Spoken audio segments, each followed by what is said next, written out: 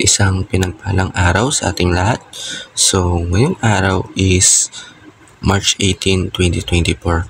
So, ngayon, una sa lahat, gusto kong batiin again ng happy 3rd anniversary dun sa aking church na pinagsasambahan.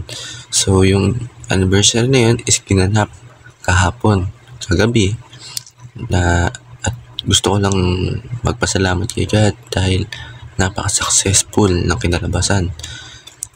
May mga pinagawa sa amin na hindi naman natin sinasabing madali, pero by the glory of the Lord o sa tulong ng Panginoon is nagawa namin ng maganda at pinalakpakan kami.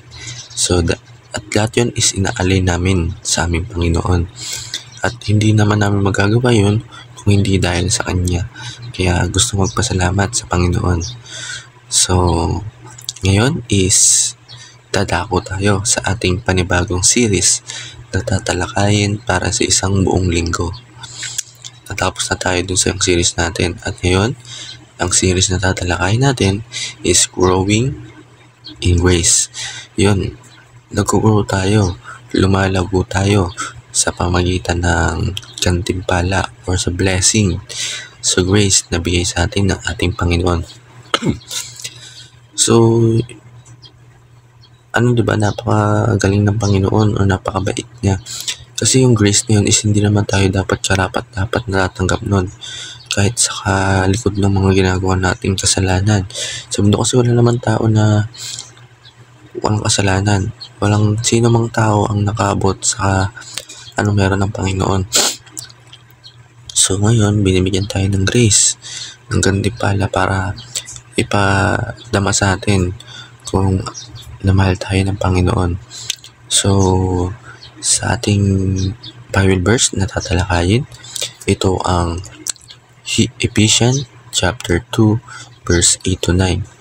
Ang sabi dito, For it's by grace you have been saved through faith, and this not from yourself. It is the gift of God, not by works, so that no one can boast. So, sa Tagalog, sapagkat ang sa biyaya kayo naligtas sa pamagitan ng pananampalataya. Yun, biniyahan tayo sa pamagitan ng pananampalataya sa Panginoon. At ito ay hindi pamagitan ng inyong sarili, ito'y kaloob ng Diyos. Hindi sa pamagitan ng gawa, upang sino man huwag mapagmalaki. So, yung kailangan huwag tayo mapagmalaki. Kasi yung biyaya na yun or yung kaligtasan natin is hindi dahil sa atin, hindi sa sarili nating gawa, kundi pagkaloob sa atin or biyaya sa atin ng ating Panginoon. So, sa ating unang katuruan, we were enemies and object of wrath. Tayo ay kaaway pala dati ng Diyos or pag sinabi nating objects of wrath, yung tingin pala sa atin ng Panginoon is object na talagang kapuot-puot. Pero dahil na mabait ng Panginoon, pinayaan tayo ng grace, hindi which is yung pagligtas sa atin kahit na ganun pala yung pag-uugali natin. Pangalawa, God nature is loving and gracious. So yung kalikasan ng Diyos is mapagmahal at mapagbiyaya. Kaya nga, di ba, yung sa tayo pala enemy dati at object of wrath, pero yung dahil sa pagmamahal at biyaya ng Panginoon is naligtas tayo. Sa last ating teaching, we are saved by grace through faith in our union with Christ. Naligtas tayo sa pamamagitan ng biyaya. Yun yung biyaya ng Panginoon na pinagkaloob niya yung isa-isa niyang anak para mamatay, di ba, para sa atin.